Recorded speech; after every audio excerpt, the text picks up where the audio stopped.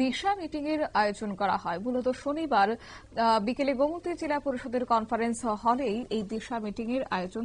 উপস্থিত ছিলেন এদিন সাংসদ বিপ্লব কুমার দেব, সভাধিপতি দেবল দেবরায়, গোমতী জেলার জেলা শাসক রিঙ্কু নাথ সহ অন্যান্য ব্যক্তিরা উপস্থিত ছিলেন এবং সমস্ত বিধায়করা, পাশাপাশি এমডিসিরা, বিভিন্ন দপ্তরের আধিকারিকদের সঙ্গে নিয়ে এদিন দিশা মিটিং এর আয়োজন করা হয়। গোটা বিষয় নিয়ে এদিন কি বক্তব্য রাখলেন সাংসদ বিপ্লব কুমার দেব, শুনুন।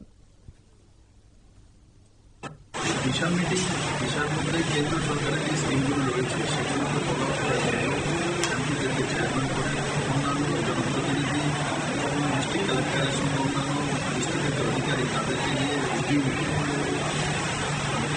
যে যে স্কিমগুলো আছে সেগুলো সময় মতো যাতে করতে পারে তার জন্য এমপিদের প্রতি আমি প্রধানমন্ত্রীর মার্গদর্শন থাকি। তার জন্য কিন্তু দিশা মিটিং আমি বসছি। অধিকারী লোকাল জনপ্রতিনিধি আমাদের অন্যান্য অধিকারীরা এখানে রয়েছে, যাতে কেন্দ্র সরকারের যে স্কিমগুলি আছে সেই স্কিমগুলি সঠিকভাবে।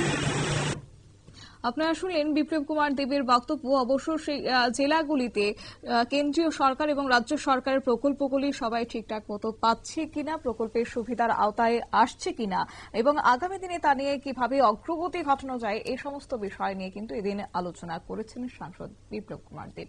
নিয়ে নিচ্ছে ছোট্ট একটি বিজ্ঞাপন বিরতির সঙ্গে থাকুন।